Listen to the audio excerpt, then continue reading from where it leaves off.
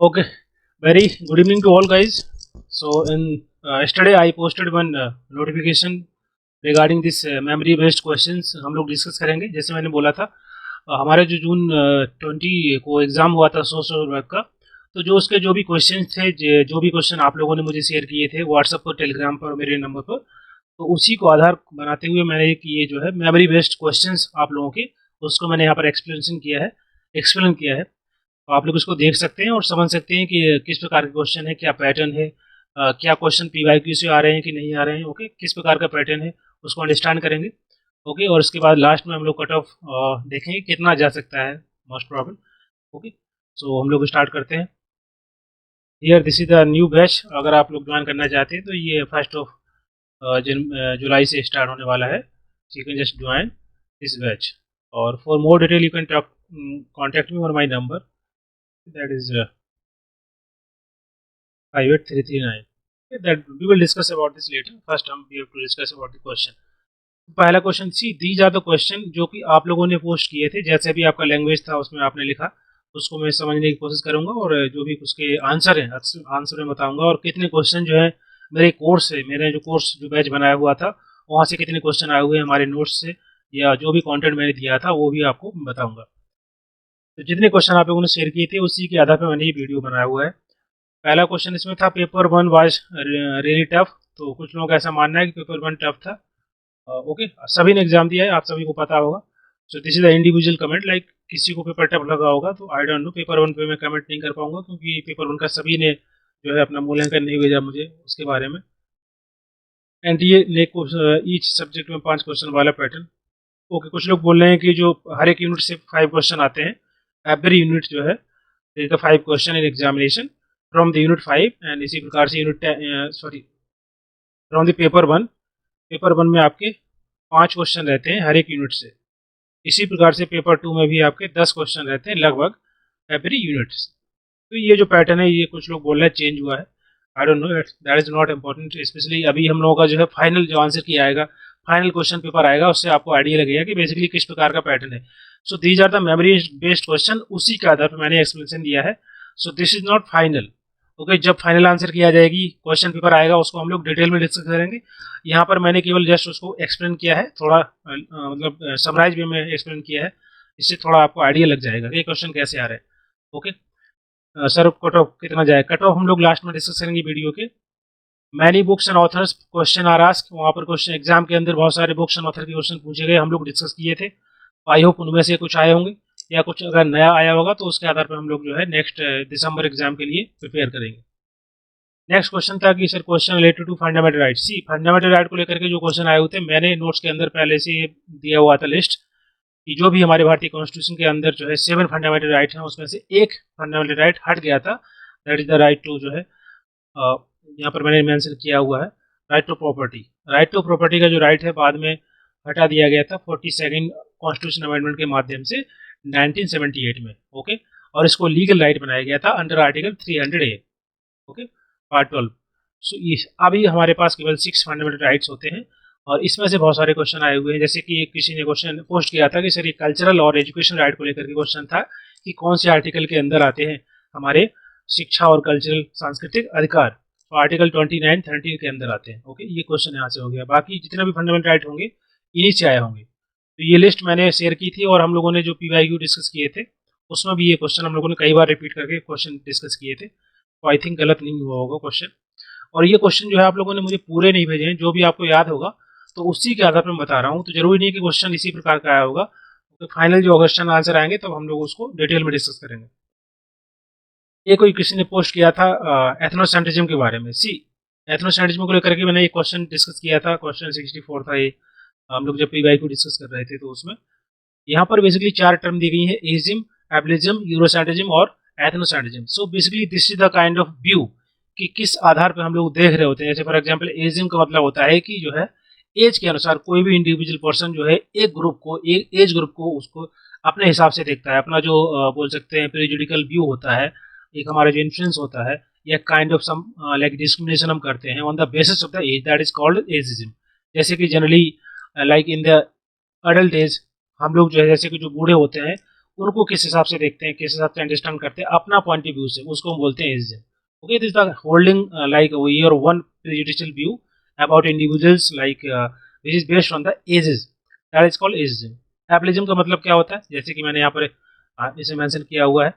Okay, that is discrimination in the favour of the abled body. Abled body का मतलब होता है जो लोग काम कर सकते हैं, जैसे कि जो लोग काम कर सकते हैं, लाइक जो एज ग्रुप होता है, वर्किंग एज ग्रुप होता है, तो उनका एक बोल सकते हो on the basis of the abled body, जो लोग काम कर सकते हो उसके आधार पर डिस्क्रिमिनेशन करना या फेवर करना, या फिर उस तरह से देखना, उस प्रैक्टिस से देखना, दैट इज कॉल्ड एबलिज्म। ईरोसेंट्रिज्म का मतलब क्या होता है कि एक जो पॉइंट ऑफ व्यू होता है, एक जो अंडरस्टैंडिंग होती है, जैसे यूरोपियन कल्चर, यूरोपियन कल्चर का ऐसा मानना है, उनका जो प्रैक्टिसेस होती हैं उसको सुपीरियर मानते हैं और दूसरे को इन्फीरियर मानते हैं। जैसे ब्रिटिशर्स थे, वो अपने कल्चर को सुपीरियर मानते थे और इंडियन कल्चर को इन्फीरियर। तो उस तरीके से, उस पर्सपेक्टिव से देखना, दैट इज कॉल्ड यूरोसेंट्रिज्म। मतलब अपने कल्चर के अनुसार दूसरे कल्चर को मापना या कंपेयर करना, अपने को सुपीरियर मानना, दूसरे को इन्फीरियर मानना। नेक्स्ट है एथनोसेंट्रिज्म। एथनोसेंट्रिज्म का मतलब क्या होता है कि दूसरे को कमतर आंकना। एथनो मतलब होता है एथनिसिटी, एथनिसिटी के आधार पर। ओके, तो आपका ये जो है ये क्वेश्चन, ये देखो, अब देखिए क्या होता है एग्जाम के अंदर। जैसे मान लीजिए मैंने ये क्वेश्चन कराया, तो जरूरी नहीं कि क्वेश्चन सेम क्वेश्चन आएगा, या आप उम्मीद करते हैं कि जैसा पीवाईक्यू किया है उसी प्रकार का क्वेश्चन आएगा, तो वैसे क्वेश्चन नहीं आता है। क्वेश्चन के अंदर से क्वेश्चन बन जाता है। जैसे अगर क्वेश्चन केवल एथनोसेंट्रिज्म के बारे में आया है, तो यहाँ पर हम बात कर रहे हैं एथनिसिटी के आधार पर लोगों के बारे में एक प्रेजुडिस डेवलप करना, या व्यू, या देखना उनको, या फेवर करना इन kind of discrimination, that is called is Eurocentrism, sorry ethnocentrism. Ethnicity के आधार पर, एथनिसिटी को केंद्र मानकर हम लोग जो है फेवर अनफेयर कर रहे हैं, या उसको डिफरेंट तरीके से देख रहे हैं to the other ethnicity, that is called ethnocentrism. Okay, तो ये क्वेश्चन हम लोग डिस्कस किए थे क्लास के अंदर, तो ये क्वेश्चन आपके यहाँ से हो गया। अभी तक जितने क्वेश्चन हम लोग डिस्कस किए सभी मैंने ऑलरेडी क्लास के अंदर डिस्कस किए थे जो एग्जाम में आए हुए। हाँ, क्वेश्चन का पैटर्न अलग हो सकता है, जैसे मैंने पहले बताया, जैसे यहाँ पे यूएनसीईआरसी के बारे में कोई क्वेश्चन आया होगा, तो मैंने यहाँ पर जैसे लिखा हुआ है कि ये जो क्वेश्चन है हम लोग 20 क्वेश्चन नंबर 24 डिस्कस किए थे। Which of the following sets of right is not included in the United Nations Convention on the, basically UNCERC के बारे में पूछ रहे हैं, तो कौन से अधिकार जो है बच्चों के लिए नहीं है जो कि यूएन चार्टर के अंदर है। तो यहाँ पर जो प्रोटेक्शन है, पार्टिसिपेशन, इकोनॉमिक है, सर्वाइवल, इसमें सी नहीं, इकोनॉमिक राइट्स नहीं आते हैं बच्चों के लिए यूएन चार्टर के अंदर। ये जो कन्वेंशन ऑफ द चिल्ड्रन है, बाकी के सभी आते हैं। अब क्वेश्चन किस प्रकार का था मुझे नहीं पता, केवल ये टर्म किसी ने शेयर किया था, तो उसको लेकर के मैंने बता दिया है कि ये क्वेश्चन इस प्रकार का हम लोग डिस्कस किए थे। ओके, जैसे प्रोटेक्शन आएगा, प्रोटेक्शन का मतलब होता है कि यहाँ पर जो यूएनसीईआरसी का चार्टर है वो इम्पोजिट करता है या महत्व देता है, इंपॉर्टेंस देता है कि बच्चों को प्रोटेक्ट करना फ्रॉम दी सेक्सुअल वायलेंस और एनी काइंड ऑफ एक्सप्लोरेशन और any kind of violence. Okay, तो जो भी इशू होते हैं बच्चों के, चाहे चाइल्ड लेबर है, चाइल्ड ट्रैफिकिंग है, या चाइल्ड अब्यूज है, उन सभी को एड्रेस करना ये आपका पहले वाले राइट के अंदर आएगा, प्रोटेक्शन के अंदर। इसी प्रकार से पार्टिसिपेशन है, इकोनॉमिक या सर्वाइवल। तो इकोनॉमिक राइट्स जैसे यहाँ पे लिखा है मैंने, जो डायरेक्टली इंक्लूड नहीं है यूएनसीईआरसी के अंदर। ओके, और चूंकि जो कन्वेंशन है ये बात तो करता है एक एडुकेट स्टैंडर्ड ऑफ लिविंग की, लेकिन डायरेक्टली इकोनॉमिक टर्म वहाँ पर नहीं यूज किया गया। पार्टिसिपेशन मतलब होता है कि बच्चों की भागीदारी in a decision making process. Okay, उनकी लाइफ के लिए क्या सही है, उनके ओपिनियन को जानना और उनको कंसिडर करना, उनको अकाउंट करना, that is part of the participation. Okay, that जो अपॉर्चुनिटी होती है बच्चों के पास होनी चाहिए, so that they can express their view, their point of view which is involve in the matter of the concern to the children. And survival का मतलब होता है कि जो भी एसेंशियल सर्विसेज होती है बच्चों को देना चाहिए, जैसे कि न्यूट्रिशन है, फूड, एजुकेशन, ये सभी चीज़ें प्रोवाइड कराना। तो यहाँ से एग्जाम में अगर क्वेश्चन आया होगा तो आई थिंक इससे क्वेश्चन आपका सॉल्व हो सकता है। नेक्स्ट है आपका चिपको मूवमेंट के बारे में क्वेश्चन था, आई डोंट नो क्या क्वेश्चन था, आई थिंक तो उसको लेकर के मैंने क्वेश्चन कराया हुआ था कि जो है ये जून 2015 का क्वेश्चन था, जिसमें चिपको मूवमेंट या बाकी के जैसे नर्मदा बचाओ आंदोलन है, ऑपरेशन मित्र है, नक्सलवादी मूवमेंट है, और किस प्रकार से जुड़े हुए हैं, बेसिकली क्या फोकस था इन सभी मूवमेंट का, तो इसको मैंने डिस्कस किया हुआ था। ओके, एसिस चिपको मूवमेंट की बात करें तो बेसिकली एक नॉन वायलेंट तरीका, नॉन वायलेंट मूवमेंट था इंडिया के अंदर। इसको 1970 के आसपास स्टार्ट हुआ था। बेसिकली जो फॉरेस्ट होते हैं, ओके, पेड़ों को बचाने के लिए, कॉमर्शियल पर्पज के लिए जो डिफोरेस्टेशन हो रहा था उस टाइम पर उत्तराखंड में, इन दी विलेज ऑफ मंडल, वहाँ पर बेसिकली ये प्रोटेस्ट या मूवमेंट स्टार्ट हुआ था। पेड़ों को हक करके उनको बचाने के लिए, उनको रोकने के लिए, कमर्शियल पर्पज के लिए ये चिपको मूवमेंट स्टार्ट हुआ था कि किस प्रकार से हम we can protect the trees, we can protect the forest, local forest. Okay, so this is the movement spread across the country and that is like just eventually lead to the ban on the tree cutting in the Himalayan region. Okay, तो ये इसके बारे में था। और इसके जो भी जो बोल सकते हैं लीडर थे, उनके बारे में हो सकता है एग्जाम में क्वेश्चन आया होगा, तो वो आपके चिपको मूवमेंट से रिलेटेड है। ठीक है, इसी प्रकार से नर्मदा बचाओ आंदोलन के बारे में मैंने यहाँ पे लिखा हुआ था। ये सभी we have discuss. Mitra, operation Mitra जो है इंडियन आर्मी का 2015 में एक असिस्टेंट प्रोवाइड करने के लिए नेपाल के अंदर जो डिजास्टर आया हुआ था, अर्थक्वेक आया था, उसको लेकर के था। इसी प्रकार से नक्सलवादी मूवमेंट जो है इंडिया के अंदर वेस्ट बंगाल में स्टार्ट हुआ था 1967 के अंदर। इसमें जो मैन बोल सकते हैं लीड किया था चारू मजूमदार के द्वारा। तो दीज थिंग्स भी हम लोग जो अभी डिटेल में डिस्कस नहीं करेंगे, क्योंकि अभी जब आंसर किया जाएगी फाइनली जो क्वेश्चन पेपर होगा तो क्लियर होगा कि क्वेश्चन किस प्रकार का है और क्या आंसर होगा। अभी मैं केवल उस एक टर्म के आधार पर बता रहा हूँ कि किस प्रकार के आंसर हो सकते हैं इसके, या जो मैंने क्लासेस में पढ़ाया हुआ था कि उसमें से क्या क्या जो है क्वेश्चन आए हुए हैं। सीयूएस रिलेटेड क्वेश्चन मैंने बताया था कि इंग्लैंड के अंदर पहले स्टार्ट हुआ, उसके बाद यूएसए के अंदर स्टार्ट हुआ। तो फर्स्ट चैरिटी ऑर्गेनाइजेशन सोसाइटी जो हम लोग क्वेश्चन में डिस्कस किए थे कि ये आपका इंग्लैंड के अंदर 1869 में स्टार्ट की गई। ओके, अब एग्जाम में अगर क्वेश्चन आया है यूएसए के अंदर, तो मैंने बताया था कि 1877 के अंदर जो है वो फेलो के अंदर यूके के अंदर इसको न्यूयॉर्क के अंदर इसको जो है इसको स्टार्ट किया गया था। दोनों जगह यूके के यूएसए के अंदर मैंने ऑलरेडी बताया हुआ था कि बेसिकली जो देखिए सीयूएस सोसाइटी बेसिकली काइंड ऑफ एक साइंटिफिक चैरिटी का तरीका होता है। एक चैरिटी होता है डायरेक्ट हम किसी को बेनिफिट देते हैं, ओके, लेकिन सीयूएस का मतलब है कि यहाँ पर हम किस प्रकार से लोगों की मदद करेंगे कि वो अपनी खुद मदद कर पाएँ या साइंटिफिक अप्रोच से, ताकि उनकी जो समस्या है, जो प्रॉब्लम है, उसको सही तरीके से कोऑर्डिनेट करना, साइंटिफिक इन्वेस्टिगेट करना, अंडरस्टैंड करना, समझना, फिर उसको कहीं ना कहीं उसकी मदद करना, हेल्प करना, और जो रिसोर्सेस रिक्वायर्ड है और उसको प्रोवाइड कराना ताकि वो जो लोग हैं उसको एक्सेस कर पाए सर्विसेज को।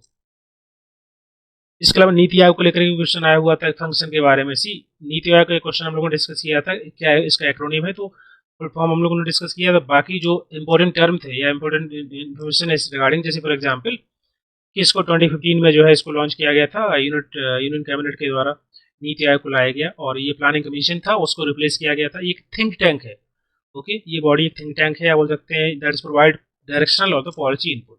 जैसे कोई पॉलिसी बनती है तो एक थिंक टैंक बताता है कि किस प्रकार की पॉलिसी होनी चाहिए, किस स्टेट के अंदर किस प्रकार की स्कीम चलानी चाहिए।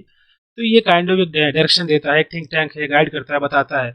और इसकी जो है इसके द्वारा जो भी बोल सकते हैं कि रिकमेंडेशन दी जाती है वो बाइंडिंग नहीं होती है, वो आपकी केवल काइंड ऑफ थिंक टैंक है, तो बता ही सकता है, एडवाइस दे सकता है। जैसे प्लानिंग कमीशन के पास पावर थी, लेकिन इनके पास ऐसी पावर नहीं है। ओके, इसको ये मैंने बताया था कि फॉर्म 2015 हुआ, क्या ऑब्जेक्टिव इसका। इसके अलावा जुरिडिक्शन, इसके अलावा जो चेयरमैन होते हैं प्राइम मिनिस्टर नरेंद्र मोदी है, पीएम होते हैं। वाइस चेयरमैन चेंज हुए थे, श्री सुमन बैरी, और जो सीईओ थे वो भी बदले हैं 23 में, जून में। इनका नाम था वीवीआर सुब्रमण्यम। तो ये कुछ फैक्ट थे जो मैंने बताया था। इसके अलावा बहुत सारे एक्ट को रीअरेंज करने के लिए आया था, तो वो अभी किसी ने बताया नहीं कौन कौन से एक्ट है, तो मैंने इसको एक्सप्लेन नहीं किया क्योंकि बहुत सारे एक्ट हैं। आई डोंट नो कौन सा क्वेश्चन था। नेक्स्ट क्वेश्चन था कि इसमें बेवरेज रिपोर्ट के बारे में। सी बेवरेज रिपोर्ट के बारे में मैंने कई बार डिस्कस किया है कि इसको क्या ऑब्जेक्टिव थे, क्यों उसको लाया गया था। एक क्वेश्चन था 23 नंबर, इसको मैंने डिस्कस किया था क्लास के अंदर कि following lead foundation for the concept of welfare state. Welfare state का जो कंसेप्ट है किसके द्वारा है, किस रिपोर्ट के अंदर बात किया गया, बेवरेज रिपोर्ट है। सी बेवरेज रिपोर्ट जो मैंने बताया था कि बेसिकली इसका जो नाम था बेवरेज रिपोर्ट का, that is the social insurance and allied services. Okay, इसको 1942 में पब्लिश किया गया, विलियम बेवरेज के द्वारा रिपोर्ट तैयार की गई थी। इसको डिस्कस किया गया था यूके के पार्लियामेंट के अंदर। तो यहाँ पर उन्होंने बताया कि समाज के अंदर किस प्रकार से हम पुनर्निर्माण कर सकते हैं, सामाजिक पुनर्निर्माण, सोशल लाइक सोसाइटी के अंदर कैसे बदलाव कर सकते हैं, ओके, रिकंस्ट्रक्शन कर सकते हैं सोसाइटी को, उसको लेकर के इन्होंने रिपोर्ट तैयार की थी। वो बताया कि समस्या जो 5 बड़ी समस्याएं, 5 like a big giant जो है that is in the society, so if you work on that giant we can solve some most of the problems in the society, और किस प्रकार से सोशल वेलफेयर को हम प्रमोट कर सकते हैं। So these are the 5: want, disease, ignorance, squalor and the idleness. इनके बारे में डिटेल में डिस्कस करेंगे बाद में जब पेपर आ जाएगा। तो इनमें से क्वेश्चन अगर आया होगा तो आपने कर दिया होगा। इसके अलावा ये पता नहीं क्या लिखा था, कंसेप्ट ऑफ पैनोप्रेक्टिक, कुछ मुझे समझ में नहीं आया। उसका 1972 में स्टॉकहोम कन्वेंशन आया था। सी इसको लेकर के मैंने एक क्वेश्चन कराया हुआ था, question number 24, right to claim air, clean air, sorry I am sorry, clean air के बारे में किस आपका जनरेशन के अंदर ह्यूमन राइट्स। सी यहाँ पर मैं बता दूँ आपको, एक कैरल वेसक नाम के जो है एक रिसर्चर हुए, ह्यूमन राइट्स रिसर्चर स्कॉलर थे। इनके द्वारा बताया गया, इनके द्वारा एक आइडिया डेवलप किया गया कि जो ह्यूमन राइट्स होते हैं उन्होंने 3 कैटेगरी में डिवाइड किया। First generation human rights, second generation और third generation. First generation human rights के अंदर जो है सिविल पॉलिटिकल राइट्स आते हैं, क्योंकि और सेकंड जनरेशन के अंदर जो है इकोनॉमिक कल्चरल सोशल राइट्स आते हैं, और जो थर्ड जनरेशन ह्यूमन राइट्स होते हैं that is collective solidarity rights, मतलब पूरी सोसाइटी के लिए, पूरी कम्युनिटी के लिए वो आपके अधिकार कहलाते हैं। जैसे क्लीन एयर है, क्लीन एयर मतलब सबके लिए होता है, तो आपका थर्ड जनरेशन ह्यूमन राइट्स के अंदर आएगा। ओके, सोसाइटी के लिए बात करना, सोसाइटी के अधिकारों के लिए, या कलेक्टिव ब्रदरहुड तो सोसाइटी के लिए है। Okay, clean air, clean environment, ये सभी आपके अधिकार जो होते हैं एक सोसाइटी के लिए होते हैं, तो ये आपके थर्ड जनरेशन में राइट के आते हैं, जिसको हम कलेक्टिव राइट्स बोलते हैं या फिर सॉलिडारिटी राइट्स बोलते हैं। ओके, तो ये आप यहाँ देख सकते हैं फर्स्ट जनरेशन राइट के अंदर जो है right to life, right to liberty, right to property, ये सभी अधिकार डिटेल में हम लोग नहीं जाएंगे, बाद में डिस्कस करेंगे।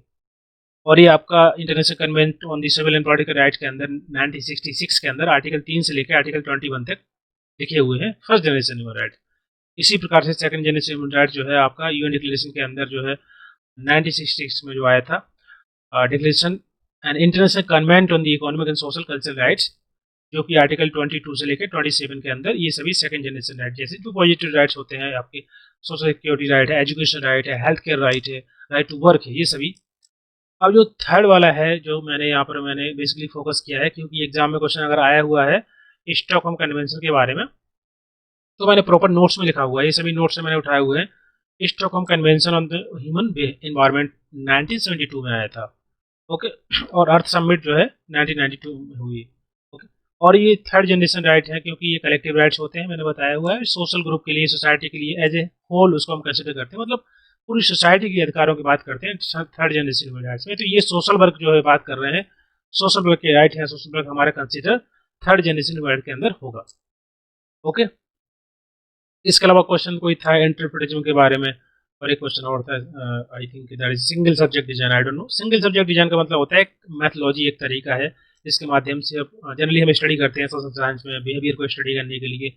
ओके, या डिफरेंट तरीके से किसी फिनोमेना को अंडरस्टैंड करना है, जहाँ पर एक ग्रुप में स्टडी नहीं हो सकती, जहाँ पर इंडिविजुअल छोटा ग्रुप है, या मान लीजिए कोई इंडिविजुअल पर्सन है, जैसे कि मान लीजिए कोई पर्सन है, उसके ट्रीटमेंट प्रोसेस को अंडरस्टैंड करना है। ओके, या जिस प्रकार से इंटरवेंशन किया गया है एक ट्रीटमेंट ग्रुप के अंदर इंडिविजुअल के लिए, तो उस इन्वेस्टिगेशन को अंडरस्टैंड करना, उसको समझना है, ट्रीटमेंट को अंडरस्टैंड करना, उसका क्या इम्पैक्ट है, क्या इफेक्ट है, उसकी स्टडी करना, बिहेवियरल स्टडी करना, वो आपका सिंगल सब्जेक्ट, मतलब एक पर्टिकुलर चीज़ पर, एक मतलब इंडिविजुअल हो सकता है, एक ग्रुप भी हो सकता है,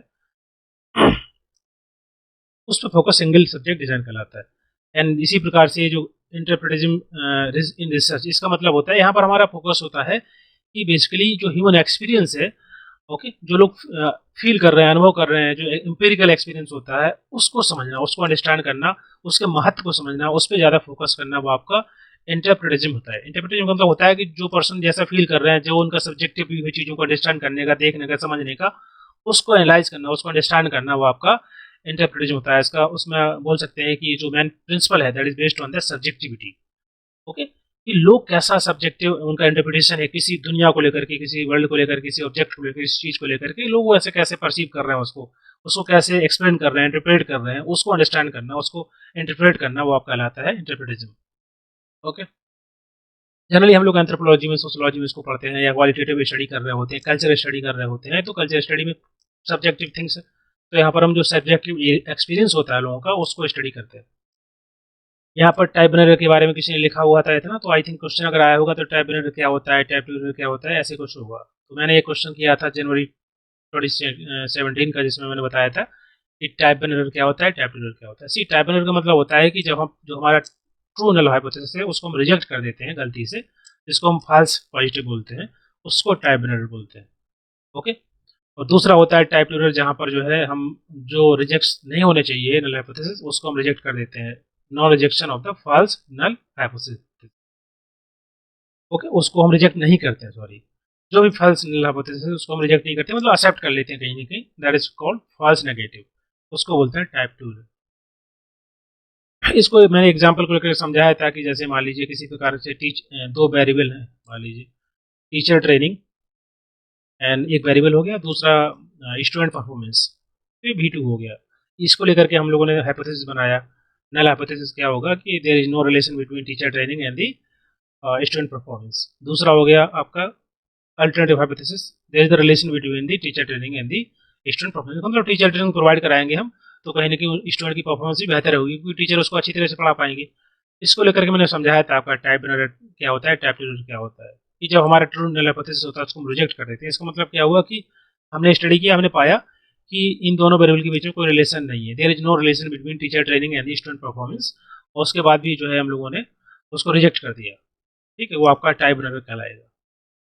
और जो है जब नल हाइपोथेसिस गलत होता है, हम लोगों ने मान लीजिए स्टडी किया और पाया कि there is a relation between teacher training and the student performance, मुझे प्रॉपर दिख रहा है, इसके बाद भी जो है हम उसको रिजेक्ट नहीं कर रहे हैं, एक्सेप्ट कर रहे हैं, that is type two error. ठीक है, सिंपल है, बहुत ज़्यादा टफ नहीं था, और मैंने उसको एक्सप्लेन किया था कोर्स के अंदर डिटेल में। और फंडामेंटल राइट के बारे में यहाँ पे लिखा है किसी ने कि मैचिंग द क्वेश्चन आया हुआ था फंडामेंटल राइट के बारे में, आर्टिकल 14 18 1922, ये सब हम लोगों ने डिस्कस किया। पहला क्वेश्चन जो डिस्कस किया था वही वाला है। इसके अलावा who gave the concept of social case work, Mary Richmond के बारे में मैंने डिस्कस किया था, उनके द्वारा ही थ्योरी दी गई थी ये सब चीज़ें। और एक मैच द फॉलोइंग आया था असेंडिंग ऑर्डर में, लैन कमेटी हम लोग एक नोट्स मैंने शेयर किया था ग्रुप के अंदर, टेलीग्राम ग्रुप के अंदर भी सभी को मिला होगा, वो ओपन ग्रुप के अंदर मैंने भेजा था।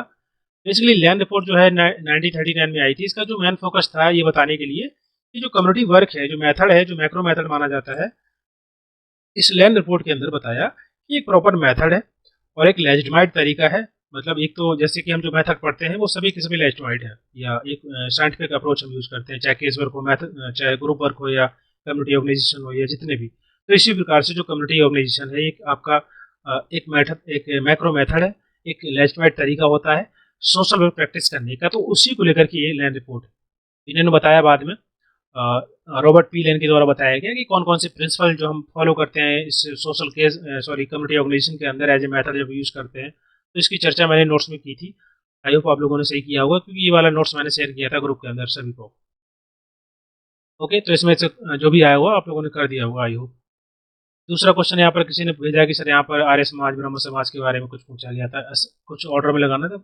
अच्छा, एस्टेब्लिश कब हुए थे, ऐसा कोई क्वेश्चन भेजा। तो ये सभी नोट्स मैंने रिवीजन फाइनल नोट्स में आपको भेजे हुए थे, जैसे आर्य समाज, प्रार्थना समाज, जितों सोसाइटी, तो लंबी लिस्ट थी, उसमें से जो भी क्वेश्चन आया होगा यहाँ पर ईयर दिया हुआ था, तो आई थिंक आप लोगों ने करेक्ट कर दिया होगा।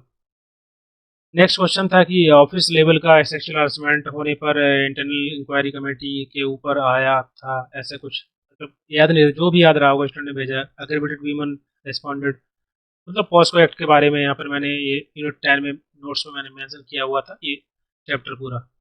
ओके, टॉपिक क्या होता है बेसिकली, ये जो एक्ट था इसका मेन फोकस होता है कि बच्चों को बचाना, प्रोटेक्ट करना from the any kind of offence like sexual violence, assault, sexual harassment, pornography, उसको लेकर के यहाँ पर बताया था। तो मैंने पूरा यहाँ पर डिटेल में डिस्कस किया था। अगर किसी ने अग्रेव्ड वीमन रिस्पॉन्ड को लिखा हुआ है, इससे कुछ क्वेश्चन आया होगा, तो मैंने यहाँ पर डिटेल में बताया हुआ है।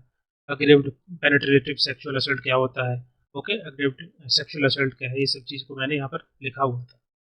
तो आई होप आपने पढ़ा होगा। तो अब डिटेल में मैं नहीं डिस्कस कर रहा हूँ, जब क्वेश्चन आ जाएंगे तब उसको मैं डिटेल में बताऊंगा कि बेसिकली क्या क्वेश्चन है, क्या आंसर है, कैसे उसको सही करना है, कैसे सॉल्व करना था, कौन कौन से ऑप्शन एलिमेंट हो सकते थे, तो वो सब चीज़ें हम लोग बाद में डिस्कस करेंगे।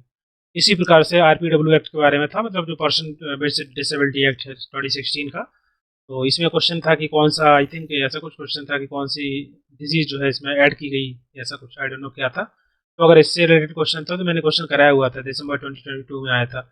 इसमें मल्टी ये वाला पहला सेकंड, ये वाला सेरेब्रल पाल्सी ऑलरेडी था पहले वाले एक्ट के अंदर, ये 2016 में अमेंडेड हुआ था, और कुछ डिजीज को बाद में ऐड किया गया था 7 से 21 तक। तो ये वाला पहले से था, उसके अंदर नहीं था, ये लिखा है कि कौन सा नहीं होगा, तो मैंने बताया हुआ था। ओके, जैसे कि टोटल जो 7 थी, mental illness, mental retardation, locomotive disability, hearing impairment, leprosy, low vision.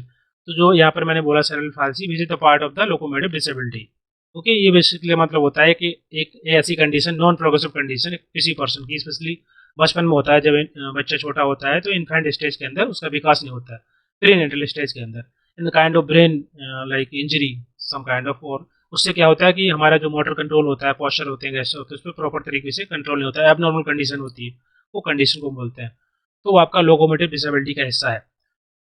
Okay, तो अगर क्वेश्चन इसमें से कुछ आया होगा। इसके अलावा मैंने बताया था कि आरपीडब्ल्यू एक्ट के अंदर कितना परसेंटेज होता है गवर्नमेंट जॉब में जो भी डिसेबल्ड पर्सन होते हैं, तो 4% नंबर ऑफ टोटल वैकेंसीज होती हैं गवर्नमेंट जॉब के अंदर डिसेबल्ड पर्सन के लिए, जो भी इस कैटेगरी के अंदर आएंगे।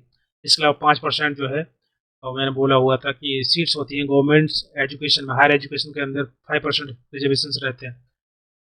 इसके अलावा क्वेश्चन बोला गया है कि sir community work development project जो फर्स्ट इंट्रोड्यूस किया गया गवर्नमेंट इंडिया के द्वारा कब किया गया, तो मैंने पूरा लिस्ट बना के दिया हुआ था। देखो यहाँ से community development programme government of India 1952, उसके अलावा नेशनल एक्सटेंशन सर्विसेज 1953, प्रॉपर पूरा लिस्ट दिया हुआ था। ओके, नेक्स्ट क्वेश्चन था कि सर कम्युनिटी ऑर्गेनाइजेशन के स्टेप्स क्या क्या थे। ये सभी स्टेप्स मैंने दिए हैं नोट्स के अंदर। Assessment of needs and problems, देखो सबसे पहले समस्या को देखते हैं, समस्या क्या है, किस प्रकार की प्रॉब्लम है, उसको जानना समझना, उसको परखना, असेस करना। उसके बाद जो समस्याएं प्रॉब्लम है उनकी लिस्ट बनाना। जैसे मान लीजिए कम्युनिटी के अंदर हेल्थ की प्रॉब्लम है, एजुकेशन की प्रॉब्लम है, एम्प्लॉयमेंट की प्रॉब्लम है, तो हम सभी को लिस्ट करेंगे ना, लिस्टिंग कर लेंगे, फिर प्योरिटाइज करेंगे कि सबसे पहले कौन सी समस्या को पहले टैकल करना है जो कि इम्पैक्ट ज़्यादा कर रही है हमारी सोसाइटी के ऊपर। तो ऑफकोर्स पहले हेल्थ पे फोकस करेंगे, हेल्थ अच्छी होगी तो एजुकेशन प्राप्त कर सकते हैं, then we can get the job, right. So we have to prioritize the need, we have to understand select the problem, focus को रीडिफाइन करना, अंडरस्टैंड करना, ये सभी स्टेप्स जो है मैंने बताए हुए थे। ये रिकॉर्डिंग हो रहा है proper, 1 second. Okay fine, recording हो रहा है ना, यस। नेक्स्ट इसमें क्वेश्चन था कि सर फेल्ट इन क्या होता है। फेल्ट इन को लेकर के मैंने एक दिन पहले ही जो सॉरी आपका मैराथन क्लास में जो रिवीजन कराए थे उसमें मैंने बताया था नॉर्मेटिव नीड क्या होती है, कंपैरेटिव नीड क्या होती है। फिर देखिए फेल्ट इन का मतलब सिंपल होता है कि जो पर्सन उसको परसीव कर रहे होते हैं कम्युनिटी के अंदर, ओके, उसको हम फेल्ट नीड करते हैं, जो महसूस करते हैं। फेल्ट का मतलब होता है महसूस करना, वो ज़रूरत या जो वो नीड जो हम महसूस कर रहे होते हैं, लोग फील कर रहे होते हैं उसको on that time, that is called health need, जो ऑब्वियस होता है। जैसे कि मान लीजिए हेल्थ को लेकर के है, ऐसा लोगों को लगता है सोसाइटी के अंदर कि कम्युनिटी के अंदर कि देयर इज समथिंग, ये रिसोर्सेज मेरे पास नहीं है, ये जरूरत मेरी है, अभी इसको सॉल्व होना चाहिए, वो आपका हेल्थ नीड कहलाती है। ओके, जैसे कोई पर्सन बीमार है तो उसको क्या चाहिए, शुरुआत में मेडिसिन चाहिए, केयर चाहिए, डॉक्टर की सपोर्ट चाहिए, तो वो उसके लिए हेल्थ नीड मतलब जो महसूस हो रही है उस टाइम, अलग अलग फॉर्म में हो सकता है, ये जस्ट एग्जाम्पल। इसके अलावा डॉक्टर क्लिफर्ड में कुछ लिखा हुआ था, आई डोंट नो, मुझे समझ में नहीं आया क्या क्वेश्चन था। नेक्स्ट था इसमें जनरेशन ऑफ ह्यूमन राइट्स से भी ये क्वेश्चन था कि सोशल वर्क प्रोफेशन किस जनरेशन के इंस्टीट्यूट होता है। मैंने बताया अभी थर्ड जनरेशन ह्यूमन राइट्स के अंदर आएगा, कलेक्टिव राइट्स, सॉलिडारिटी राइट्स के अंदर, कम्युनिटी के लिए, सोसाइटी के लिए। ओके, इसको मैंने एक्सप्लेन किया हुआ है, ऊपर देख लेना। बाकी आप लोग क्वेश्चन को, इसको जो है वीडियो को पॉज करके देख सकते हैं, पढ़ सकते हैं। मैं थोड़ा जल्दी कर रहा हूँ ताकि, क्योंकि इसमें क्वेश्चन प्रॉपर मेरे पास है नहीं, तो वो किस प्रकार से सॉल्व करना है मैं उसको बता नहीं सकता, राइट, क्योंकि ना ऑप्शन है ना क्वेश्चन है प्रॉपर। जो वर्ड आप लोगों ने लिखे, जैसे यहाँ लिखा है young husband report, beverage report and 2 more report, और जिन्हें उन्हें पब्लिकेशन ईयर के अकॉर्डिंग लगाना था, तो मैंने एक आपको ये रिपोर्ट बताया हुआ था, फुल वैनकियन रिपोर्ट। उसके अंदर बहुत सारी उनके डिफरेंट ईयर में बहुत सारी रिपोर्ट पब्लिश की गई। ये बेसिकली संस्था है, फाउंडेशन है, जो कि आर्ट है, एजुकेशन है, हेल्थ, इन सबको प्रमोट करती है, उसको पैसे देते हैं, तो वो संस्था के माध्यम से बहुत सारी रिपोर्ट पब्लिश की जाती हैं। तो मैंने बताया था कि जो ब्रिज रिपोर्ट है 1965 में आई थी, यंग हस्बैंड रिपोर्ट जो है 1968 में आई थी। इसके अलावा इस प्रकार से और भी अगर एग्जाम में कोई रिपोर्ट आई होगी तो मैंने ऑलरेडी डिस्कस की हुई थी यहाँ से, तो आप लोगों को मिल गया होगा, आई थिंक गलत नहीं किया होगा क्वेश्चन। ये सब मैंने भेजा हुआ था, ये तो मैंने कॉमन ग्रुप में भेजा था, सभी के लिए था। नेक्स्ट क्वेश्चन इसमें लिखा है कि सर कोई article 1 of the human rights भी पूछा था शायद, तो आई थिंक यूएनसीआरसी से अगर पूछा होगा आर्टिकल 1, तो ये मैंने नोट्स शेयर किए हुए ग्रुप के अंदर। ये आर्टिकल 1, 2, 3 सब इसमें थे कि बच्चों को लेकर के बेसिकली ये सभी अधिकार है कि जो फंडामेंटल राइट्स होते हैं बच्चों के लिए दुनिया भर में, उनको यूएनजीए के द्वारा अडॉप्ट किया गया था 1989 में, और दैट इज इन्फोर्स्ड इन 1990। ये सभी एक्ट आपको पढ़ने थे। इसके अलावा बोल रहे हैं कि कुछ सीएस लंदन का दूसरा नाम क्या है, that is called associate charity. Okay, and DSW founded by YWCA है।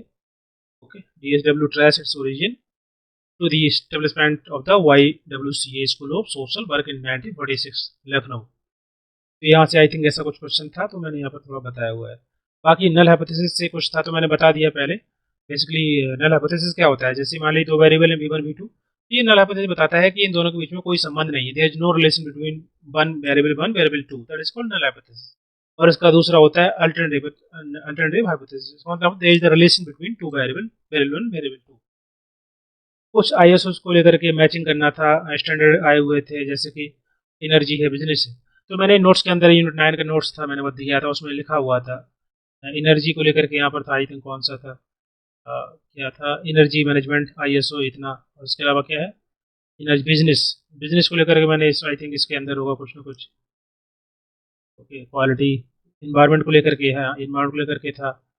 तो ये जो है आपके पास कुछ यहाँ पर लिखे हुए थे, तो आप पेयर कर सकते हैं। सोशल रिस्पॉन्सिबिलिटी को लेकर के था, एनर्जी के लिए ये है, तो पेयर कर सकते थे अगर आपने पढ़ा होगा अच्छे से।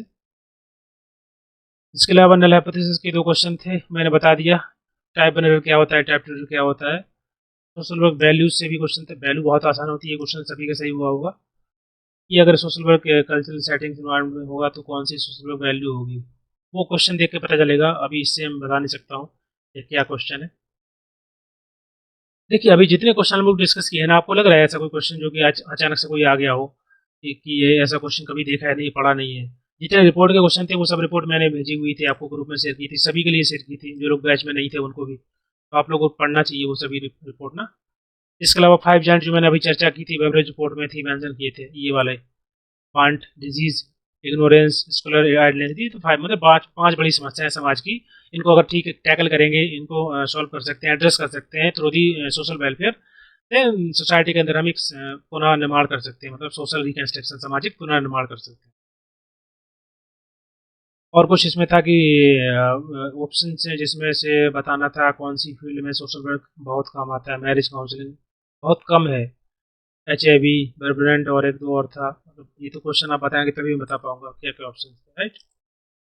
इसके अलावा ये सिविल सोसाइटी जो मैंने बता दिया, वो फेरो के अंदर स्टार्ट हुआ था। ओके, नेक्स्ट था इसमें साइकोसेक्सुअल स्टेज अरेंज करना था। तो मैंने जस्ट एक दिन पहले जब एग्जाम हुआ, एक दिन पहले हम लोग जो है रिविजन कर रहे थे थ्योरी, और ये वीडियो मैंने यूट्यूब पे अपलोड किए थे, तो जो लोग फ्री कंटेंट देखते हैं उनको भी मिल गया होगा।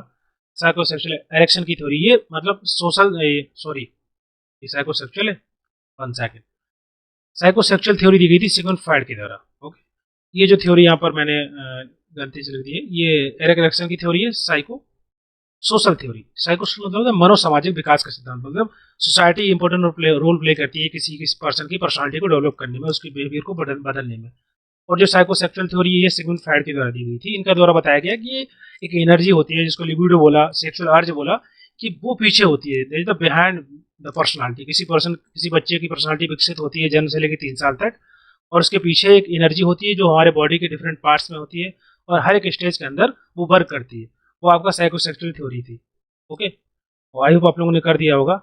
और एरिक्सन के द्वारा थ्योरी दी गई थी साइको सोशल, मनोसामाजिक विकास का सिद्धांत, जिसमें मनो मतलब आपका मन, पर्सन, और सोशल मतलब सोसाइटी, समाज, उस दोनों के माध्यम से पर्सनालिटी डेवलप होता है। तो जिस प्रकार से डिफरेंट स्टेज है, यहाँ पर 8 स्टेज दी गई थी सिगमंड फ्राइड के, सॉरी, एरिक्सन के द्वारा, और उन्होंने बताया किस प्रकार से जो है किसी पर्सन की एक हेल्दी पर्सनालिटी डेवलप होती है अगर वो सभी स्टेज को सही से परफॉर्म करता है, सही से इंटरेक्ट करेगा, सही तरीके से, तो एक डिजायर आउटकम आएगा, तो वो आगे सही तरीके से परफॉर्म कर पाएगा। ओके, कॉग्निटिव डेवलपमेंट, जीन पियाजे की थ्योरी थी, उन्होंने बताया था बच्चा जो है, बच्चे का विकास कैसे होता है, उसके मस्तिष्क का कॉग्निटिव डेवलपमेंट कैसे होता है। ओके, इसको मैंने एक दिन पहले ही बताया था। ऑब्जेक्ट परमानेंस के बारे में चर्चा की, ये मैंने नोट्स में लिखा हुआ था कि जो जन्म से लेकर 2 साल के बीच में जो है ऑब्जेक्ट परमानेंस डेवलप हो जाते हैं। ऑब्जेक्ट परमानेंस का मतलब होता है कि वस्तु स्थायित्व, किसी चीज, किसी ऑब्जेक्ट की जो है स्थिति हमेशा रहे। जैसे फॉर एग्जाम्पल, बच्चे के सामने कोई खिलौना, कोई टॉय रहता है, तो वो उसको देख के हंसता है या खेलता है। अगर उसको हटा लिया जाए तो बच्चे को लगता है कि शायद यहीं कहीं है, शायद वो पिलो के नीचे छुपा है या कहीं बेड के नीचे छुपा हुआ है। वस्तु या ऑब्जेक्ट जो है उसकी स्थिति एक ही जगह, परमानेंस, उसको बोलते हैं ऑब्जेक्ट परमानेंस। ओके, कोई चीज हम बाहर भी ले जाते हैं लेकिन उसको ऐसा लगता है कि there is something which is near, like bed और द पिलो, यही आसपास ही होगी, तो उसको बोलते हैं ऑब्जेक्ट परमानेंस। ये मैंने बताया हुआ था सेंसरी मोटर स्टेज के अंदर, जन्म से लेकर 2 साल तक इसी स्टेज के अंदर रहते हैं। इन्होंने बताया कि बच्चे का जो विकास होता है मानसिक मन का या बुद्धि का विकास जो होता है, वो उसी प्रकार से होता है। और बच्चे के जो है माना जाता था इसके पहले, इस थ्योरी के पहले तक, कि जो है बच्चे छोटा रूप होते हैं, जो अडल्ट पर्सन होते हैं, क्योंकि अडल्ट पर्सन जैसे सोचते हैं, बच्चे ऐसा सोच नहीं सकते। तो इन्होंने बताया कि ऐसा नहीं है, बच्चों का जो विकास होता है, कॉग्निटिव डेवलपमेंट होता है। ओके, तो उसको हमको अंडरस्टैंड करना है, तो हमको उनके पर्सपेक्टिव से देखना होगा, वो किस प्रकार से चीज़ों को परसीव करते हैं, कैसे लर्न करते हैं, कैसे इंटरेक्ट करते हैं दुनिया से, उसका उनका अलग तरीका होता है बच्चों का। तो हमको उस तरीके से अंडरस्टैंड करना है चीज़ों को, उनको समझना है। तो इस कंसेप्ट का, इस थ्योरी का यूज़ किया जाता है बच्चों को जो है लर्निंग में, कम्युनिकेशन के लिए, उनको समझाने के लिए। ओके, ये सभी ये is the part of the education. तो जीएन पियाजे की थ्योरी एजुकेशन फील्ड में भी यूज होती है बच्चों के विकास के लिए। नेक्स्ट इसमें क्वेश्चन आया था क्लासिकल कंडीशनिंग के बारे में। मैंने बताया था पावलोव थ्योरी, जो क्लासिकल कंडीशनिंग, क्लासिकल मतलब होता है जो सबसे पुरानी थ्योरी है उसको क्लासिकल कंडीशनिंग बोलते हैं। जहाँ पर बेल के बारे में यहाँ लिखा है कि सर कुछ इन क्लासिकल कंडीशनिंग थ्योरी में ईवेफॉल्व का रिंगिंग द बेल ऐसा कुछ था। तो मैंने बताया था जो कंडीशन होती है इसमें, एक आपका एक स्टिमुलस होता है जिसको बेल बोला, कंडीशन का मतलब पेयर करना। तो बेल को पेयर करते हैं किसके साथ, ये जो एक मान लीजिए रिंग है कुछ भी है और फूड, फूड जो होता है आपका, और एक डॉग है, उसको लेकर के मैंने पूरा डिटेल में डिस्कस किया था। एक क्योंकि स्टार्टिंग में आपका जो बेल होगा वो आपका क्या होगा, न्यूट्रस, एक मतलब बोल सकते हैं न्यूट्रल स्टिमुलस, और फूड जो होता है वो आपका अनकंडीशनल स्टिमुलस होता है। क्योंकि डॉग फूड को देखेगा तो सेलिब्रेट करेगा, मतलब उसके मुंह में लार आएगा, तो वो अनकंडीशनल स्टिमुलस है, और रिस्पॉन्स भी उसका अनकंडीशनल होता है, यूआर होता है। लेकिन जब हम बेल को इसके साथ पेयरिंग कर देते हैं, कंडीशनिंग कर देते हैं, तो भाई ये जो है बेल बन जाता है आपका कंडीशनल स्टिमुलस। ये बेल को देख करके जो है वो सेलिब्रेट करता है। बेल फूड नहीं है लेकिन कंडीशनिंग होगी तो करेगा, तो वो कंडीशनिंग आपका स्टिमुलस कहलाएगा, और जो रिस्पॉन्स करेगा डॉग वो आपका कंडीशनल रिस्पॉन्स कहलाएगा। ऐसा कुछ क्वेश्चन था, आई थिंक आप लोगों को समझ में आ गया होगा।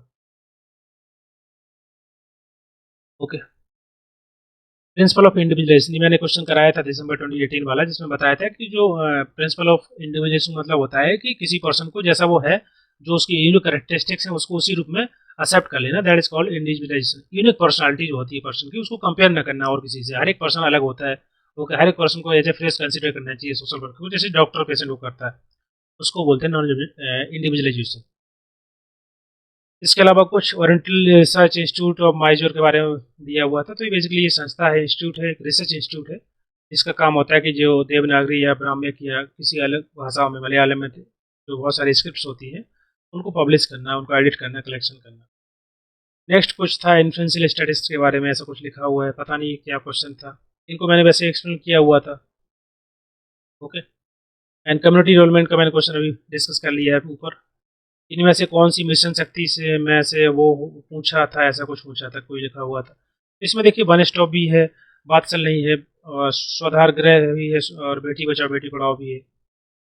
मिशन शक्ति का मतलब हो कि एक इसका जो स्कीम का उद्देश्य था कि कैसे जो है महिलाओं की सेफ्टी को इनसे जो है उसको इंश्योर कर पाए, सिक्योरिटी, और उनको एम्पावर कर पाए, उनको लेकर के बहुत सारी स्कीम थी, सब स्कीम्स है इसके अंदर। तो मिशन शक्ति दो सब स्कीम है, एक है आपका संबल, एक है आपका समृद्ध। ओके, संबल के अंदर आपकी आती है मतलब महिलाओं को एम्पावर करना, तो उसको लेकर के बेटी बचाओ बेटी पढ़ाओ है, वन स्टॉप सेंटर है, नारी अदालत है। इसके अलावा इसी प्रकार से समृद्ध के अंदर आपका उज्ज्वला स्कीम है, सुधार गृह है, सुधार गृह, वर्किंग वीमन हॉस्टल्स हैं। तो इसमें जो आपका ये वाला नहीं है, वात्सल्य नहीं है, बाकी सभी है। तो जैसा क्वेश्चन होगा उसके अनुसार आपने आंसर लिया होगा। नेक्स्ट नीति आयोग के बारे में क्वेश्चन, तो मैंने बताया था कि नीति आयोग के अंदर क्या क्या एक्टिविटी होती है। एक पॉलिसी थिंक टैंक है, प्रोग्राम मेकर है, कोऑपरेटिव फेडरलिज्म मतलब होता है कि स्टेट सेंटर के बीच में पावर को जो है सही तरीके से जो है एक बेहतर रिश्ता बनाना दोनों के बीच में, मॉनिटरिंग करना, एवेल्युएशन करना। थिंक टैंक बेसिकली है, ये एक नॉलेज हब है, ये सही बोल सकते हैं। सजेशन देता है ऐसे SGD, ये क्या ऐसा कुछ लिखा था, SDG होता है, इसने कुछ लिखा होता है एजेंडा के बारे में। तो मैंने बताया था कि ये बेसिकली एक डॉक्यूमेंट था जो Rio+20 कॉन्फ्रेंस के अंदर प्रेजेंट किया गया था, जिसका नाम फ्यूचर वी वांट। एजेंडा था सस्टेनेबल डेवलपमेंट, जो मैंने बताया था कि 2015 डेवलपमेंट एजेंडा, और इसके अंदर जो इनका जो कॉन्फ्रेंस था फ्यूचर वी वांट, उसको प्रेजेंट किया गया था इस आइडिया को 2015 डेवलपमेंट एजेंडा के अंदर। तो मैंने प्रॉपर यहाँ पे लिखा हुआ था। सो this is the like post negotiation agenda title, उसका नाम था transforming our world 2030 agenda for sustainable development. ये प्रॉपर मैंने सब कुछ लिखा हुआ है, इसमें कितनी रैंक थी किसकी, ये सब नोट्स के अंदर था। Okay, MDG goals, SDG goals कितने क्या थे, सब कुछ यहाँ पे लिखा हुआ था। डाटा कलेक्शन के बाद कौन सी स्टेज होती है, पहले स्टेज बताना होगा तभी मैं उसको रैंक कर पाऊंगा ना, तो कैसे पता चलेगा। डाटा कलेक्ट किया जाएगा, उसके बाद आप डाटा को एडिट करते हैं। ओके, उसके करने के बाद डाटा को आप टैबलेट करते हैं, टैबलेशन करना होता है, उसको दिखाना होता है, प्रॉपर्टी एनालिसिस किया जाता है डेटा का, तो ये सभी चीज़ें होती हैं। तो आप स्टेप अगर रहेंगे तो मैं उसको एक्सप्लेन कर दूंगा प्रॉपर तरीके से। ग्रुप वर्क में क्या क्या चीज़ें काउंट होंगी, क्या क्या थे पहले ये बताना पड़ेगा। कल्चर और एजुकेशन राइट मैंने चर्चा की है, डिस्कस कर ली हम लोग। ओके, जब नल हाइपोथेसिस सही हो और फिर भी रिजेक्ट हो जाए तो वो क्या होता है, वो मैंने भी इसी क्वेश्चन में बता दिया था। Rejection of the true null hypothesis, that is type 1 error. Okay, और एक ऐसे मैच द कॉलम भी था जो उसमें आइडेंटिफाई हो गए, क्या लिखा हुआ है, रिसर्च डिजाइन स्टेप्स थे, उसके लिए स्टेप्स आपको बताने पड़ेंगे। सी एस और सी आर डॉक को लेकर के, वो मैंने अभी बताया, पावलोव की जो थ्योरी थी। ओके, ये आपका एक अनकंडीशनल स्टिमुलस होता है और अनकंडीशनल रिस्पांस होगा, कंडीशनल स्टिमुलस होता है, कंडीशनल रिस्पांस होता है, उसको लेकर के यहाँ पर कुछ लिखा हुआ है। तो मैंने एक्सप्लेन किया था, सभी ने करेक्ट किया होगा। नीति आयोग के बारे में चर्चा की है मैंने अभी, और चिपको मूवमेंट के बारे में मैंने बता दिया है। चिपको मूवमेंट में जो बड़े लीडर थे, तो सुंदरलाल बहुगुणा, गौरा देवी, ये सभी। एंड कमेटी के बारे में कुछ था, ऐसे रेफरेंस करें क्लाइंट के साथ कैसे बिहेवियर करना चाहिए। दीज आर द क्वेश्चन, यहाँ पर क्वेश्चन मुझे चाहिए तब मैं सही से एक्सप्लेन कर पाऊंगा। ऐसे थे ब्रह्मो समाज के बारे में मैंने अभी बता दिया आपको। ह्यूमन राइट्स होते हैं वो किस जनरेशन में होते हैं, आपका थर्ड जनरेशन ह्यूमन राइट्स में, सोशल वर्क उससे रिलेटेड है। Human rights begin with the breakfast किसके द्वारा बोला गया था, ये क्वेश्चन थोड़ा बोल सकते हैं, फैक्चुअल डेटा था, याद होना चाहिए। तो ये ऐसा क्वेश्चन आप छोड़ सकते हैं, बाद में तुक्का मार सकते हैं। क्लिफोर्ड सेंगुलर। सोशल ग्रुप वर्क के बारे में चर्चा की। सोशल ग्रुप वर्क का मेन उद्देश्य होता है कि बेसिकली जो कॉमन गोल होते हैं ग्रुप के अंदर, ओके, उसको अचीव करना। उसके लिए पूरे पूरे ग्रुप में जो कम्युनिटी वर्क होता है, कम्युनिटी एक्टिविटी होती है, उसमें लोगों को एंगेज करना, ताकि लोग जो है सही तरीके से फंक्शन कर पाएं, वर्क कर पाएं इफेक्टिव तरीके से, और जो स्पेसिफिक गोल होते हैं हमारे ग्रुप के, उसको अचीव कर पाएं। Okay sir, social work profession in which human rights बता दिया, थर्ड जनरेशन में है। लिबर्टी प्रेम्बल ये डिस्कस किए थे, शक्ति के बारे में डिस्कस कर लिया है। So these are the question guys, अभी अंडरस्टैंड करें। देखिए यहाँ पे लगभग 20-30 क्वेश्चन आप लोगों ने शेयर किए हैं। तो ऐसा आई थिंक एक दो क्वेश्चन, जैसे ये वाला क्वेश्चन है, ये आपको नहीं आ सकता है, या एक दो क्वेश्चन और भी हो सकते हैं जो आपको नहीं आ सकते। बाकी तो मैंने आपको बताया हुआ है कि बाकी सभी नोट्स से आए हुए हैं। ओके, अब सेम क्वेश्चन कभी नहीं आएगा पी वाई क्यू जैसा कि सेम क्वेश्चन रहता है, वैसे तो नहीं आ सकता ना। तो उससे क्वेश्चन आपको डिटेल में पढ़ना होता है, इसलिए मैं उसको एक्सप्लेन करता था सारे क्वेश्चन को, ताकि आप लोग समझ पाए, अच्छे तरीके से अंडरस्टैंड कर पाए, और मान लीजिए थोड़ा बहुत इधर उधर क्वेश्चन आएगा तो आप लोग उसको अटेम्प्ट कर पाए। तो जितने क्वेश्चन आप लोगों ने भेजे, हम लोगों ने अभी डिस्कस किया। ओके, तो उससे आप थोड़ा समझ सकते हैं, अंडरस्टैंड कर सकते हैं कैसा पैटर्न है। बहुत ज़्यादा चेंजेस नहीं है, क्योंकि मेरे पास क्वेश्चन नहीं है तो मैं बता नहीं सकता प्रॉपर, लेकिन जितना आप लोगों ने भेजा है, क्वेश्चन का पैटर्न चेंज हो सकता है, क्वेश्चन की भाषा अलग हो सकती है, लेकिन डिफिकल्ट लेवल बहुत ज़्यादा नहीं, मॉडरेट है, बहुत डिफिकल्ट नहीं पेपर। तो कट ऑफ इसका ज़्यादा हाई जाएगा, क्योंकि ये पेपर मुझे लग नहीं रहा है कि बहुत डिफिकल्ट है। आपका मॉडरेट है, ठीक है, कुछ क्वेश्चन डिफिकल्ट भी हैं, और हो सकता है कि लैंग्वेज टफ लग रहा हो आप लोगों को एज ए स्टूडेंट, तो हो सकता है, बोल सकते हैं थोड़ा मॉडरेट तो है, इतना ईजी भी नहीं है। ओके, और ज़्यादा डिफिकल्ट भी नहीं है, मतलब 20-30% क्वेश्चन डिफिकल्ट हैं, बाकी क्वेश्चन आसान लग रहे हैं। ओके, कट ऑफ जो है एक्सपेक्टेड है उसको मैं आपको बता सकता हूँ कि लगभग बोल सकते हैं सिंपल, जो अनरिजर्व कैटेगरी होगा आपका 64 से लेकर 68 तक जा सकता है। ओके, 60, और बाकी आपका जो नेट की जो कट ऑफ होती है वो 5% कम, मान लीजिए 61 से लेके 62-3 तक। बाकी के डिफरेंट कैटेगरी में आप देख सकते हैं, मतलब उसी प्रकार से जो थोड़ा थोड़ा आप जिसमें कम करके, जैसे मैं बता देता हूँ, जो मैंने थोड़ा बनाया हुआ है अभी, लगभग बोल सकते हैं कि ईडब्ल्यूएस कैटेगरी के अंदर आपका 1 सेकेंड,